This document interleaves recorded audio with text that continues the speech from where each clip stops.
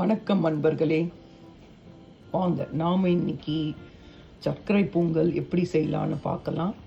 அதுக்கு நான் பச்சரிசி எடுத்திருக்கேன். பச்சரிசியை நல்லா 2 முறை அலம்பிட்டு வேக வச்சுருக்கேன். இதை நல்லா குழைய வேக வச்சு எடுத்துக்கலாம். நான் வடித்து தான் செய்ய போகிறேன். பட் ஆனால் வடித்தாலும் கொஞ்சம் தண்ணியோடு இருக்கணும், ரொம்பவும் ட்ரையாக இருக்கக்கூடாது. உங்களுக்கு நான் அது வடித்த பிறகு காட்டுறேன். பாருங்கள், இந்த மாதிரி சாதம் நல்லா மேலுக்கு வரணும். இது நல்லா குழஞ்சிருக்கு. இப்போ நாம் இதை ஆஃப் பண்ணிடலாம். வாங்க அடுத்து என்ன செய்கிறதுன்னு பார்க்கலாம்.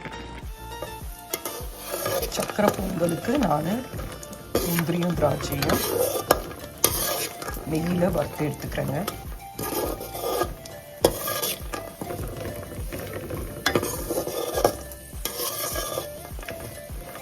பொன்னிறமாக வறுத்து எடுத்துக்கோங்க.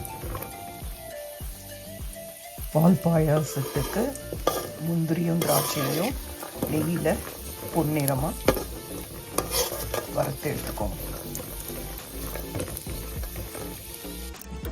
பாருங்க, சக்கரை பொங்கலுக்கு வெல்லத்தை உருக்கி வச்சிருக்கேன். குழைய வேக வச்ச சாதத்தில் இப்போ நான் வெள்ளை கரைசலை மிக்ஸ் பண்ணியிருக்கேன்.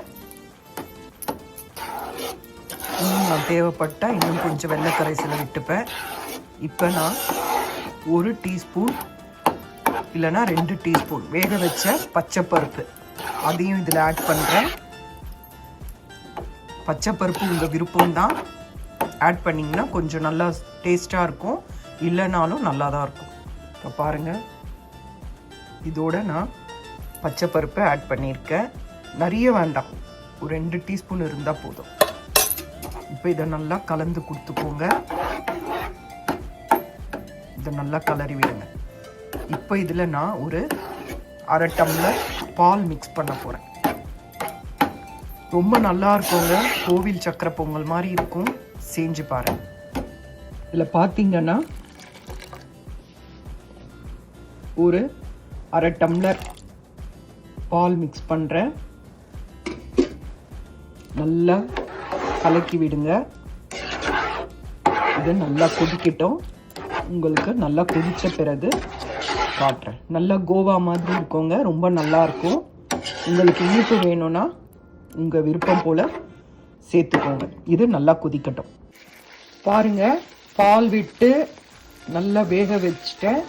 பாருங்கள் எவ்வளோ நல்லா அல்வா மாதிரி இருக்கு பாருங்க. இந்த ஸ்டேஜில் நான் நெய்யில் முந்திரி பருப்பை விட்டு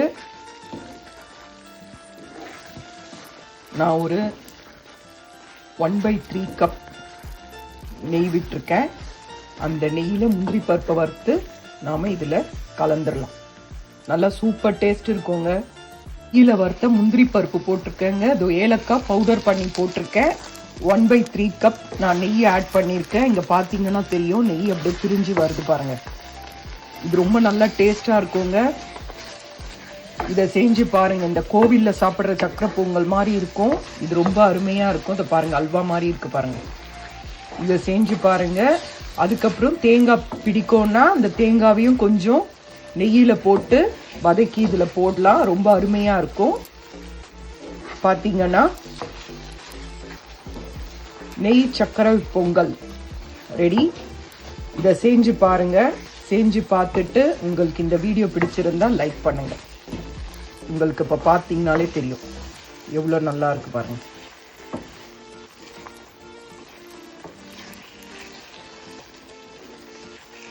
சர்க்கரை பொங்கல் ரெடி.